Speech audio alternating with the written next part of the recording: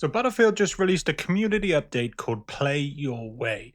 In this, they summarize a load of data they've extracted from Battle Labs and the beta, and they talk about what they learned and a few things that are going to be part of the day one update. And there are some interesting things in this, to be fair. So it's not the biggest article, and I'm going to read through it with yourselves. So let's have a look. So like I said, with over 30 Battlefield Lab sessions successfully completed alongside our community and a total of 92 million hours played during the open beta, which is crazy. Battlefield 6 is the most tested and iterated Battlefield game in history, and player agency remains at the heart of it. So class pick rates, and I think this is where it gets a bit interesting. The map layout was the main deciding factor for class picks. For example, support has a higher pick rate on Siege of Cairo, which is a close quarter combat focused map. On Iberian? I don't know how you actually say that yet. Offensive, with more long distance combat opportunities, we saw an increased pick rate for recon. Fair enough, I agree. Comparing between open and closed weapon playlists, we observed mostly identical class pick rates with only a 1 to 2% difference at most. So a lot of players, including myself, kind of just hoped they went down the road of closed weapon classes. It's what the old school Battlefields had. I think it makes a better game. Whatever. But they're saying, even with open weapons, the classes that people picked are almost identical.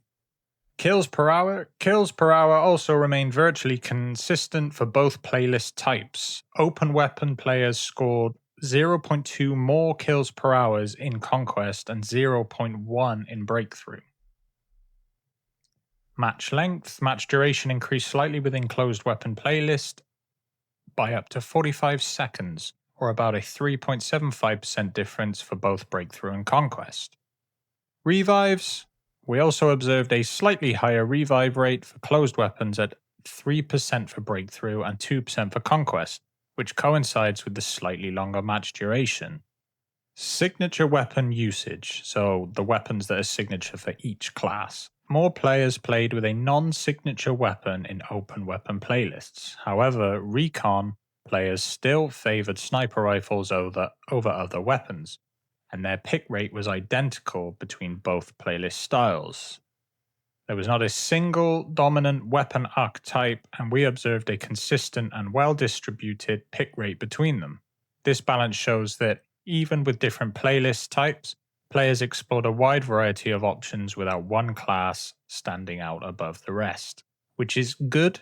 I guess that shows good weapon and class balance, so hats off to them. So time in combat, I want to just jump down to this one.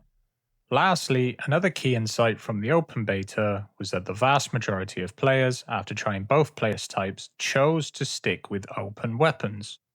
This reinforces our belief that open weapons is the right path forward for Battlefield 6. At the same time, we recognize that some players prefer the closed weapon experience.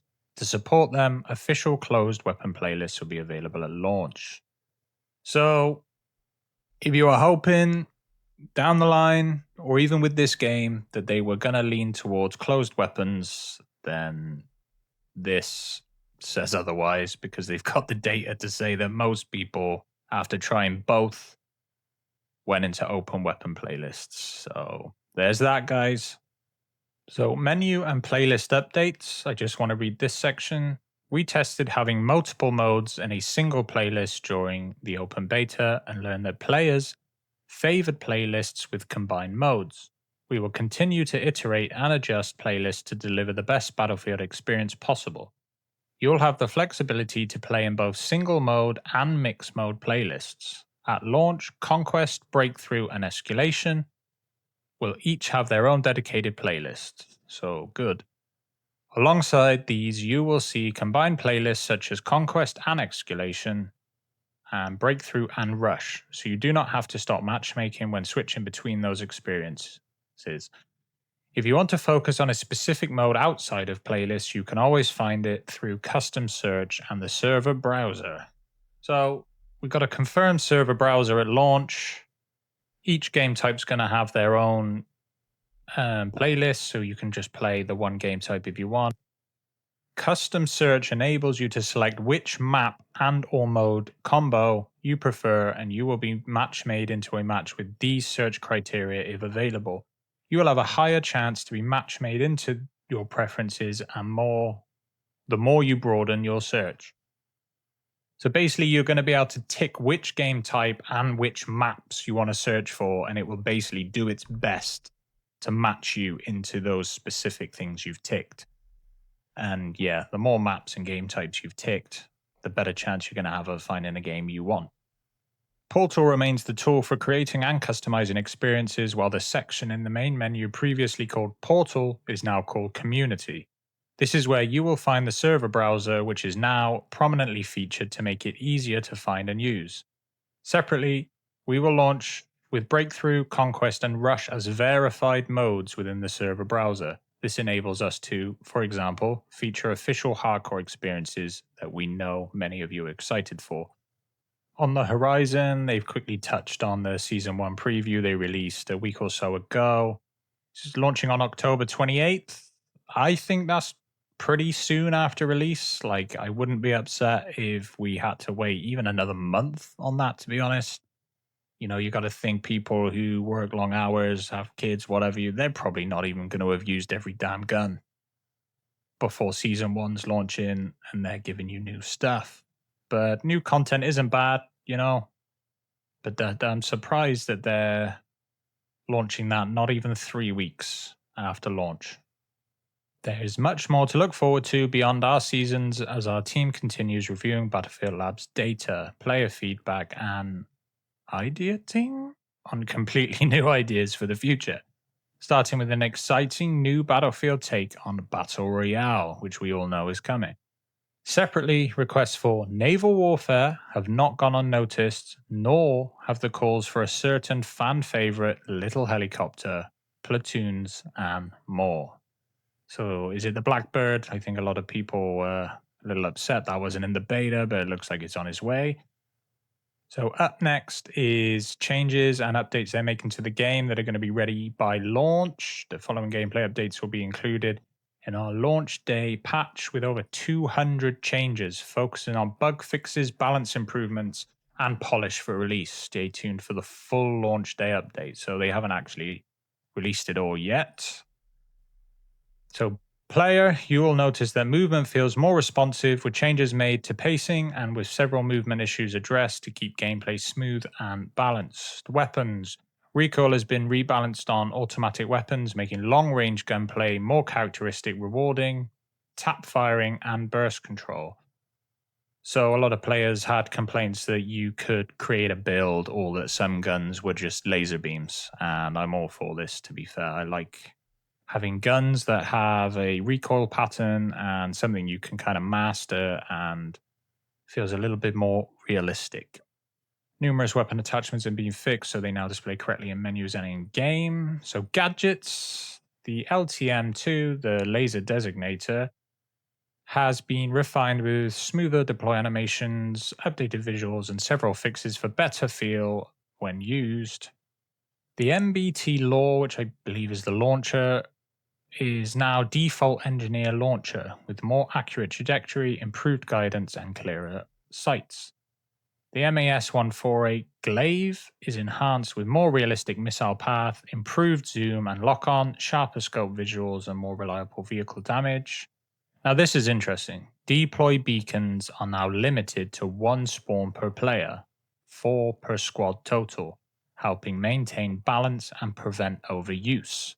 So there's no more hiding a respawn beacon in a bush not far from the objective and just having a continuous spawn of a squad, you know. And if you think 2 or 3 squads doing that, I'm all for this, to be fair, you know, because you can get them in some places that you just can't see them, you can't find them. There's a lot going on.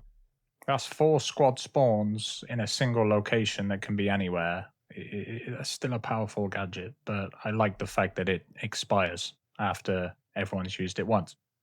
Maps and modes. Rush and breakthrough layouts have been revised for better balancing between attackers and defenders. Doesn't exactly say how, but obviously they've just made some changes because I think some maps were harder to push than others. Operation Firestorm has been updated with improved vaulting, lightning or lighting? It says lightning. And performance, while Siege of Cairo spawn killing and out of bounds issues has been addressed. UI and HUD. UI and HUD elements are clearer with updated overlays, animated pings, new minimap options, and smoother loadout and deploy navigation. Settings and controls have expanded with new options like VO volume sliders, sprint bob reduction, and camera roll toggle for accessibility, plus refinements across platforms. Audio has been cleaned up so pings are easier to hear, weapons and vehicles sound sharper, and missing delayed effects won't get in the way of your awareness. Interesting. Netcode improvements reduce desync, making time to death feel fairer and address cases of invisible damage. Because I know that was a topic from the beta. Is time to kill felt great, time to death felt a little unfair at times. I know that sounds weird to say because they were kind of one of the same thing, but I do understand what they mean when they were saying this. Thanks again for your trust, excitement, and feedback that helped us shape Battlefield 6 experience. See you at launch. So yeah, that's all good stuff.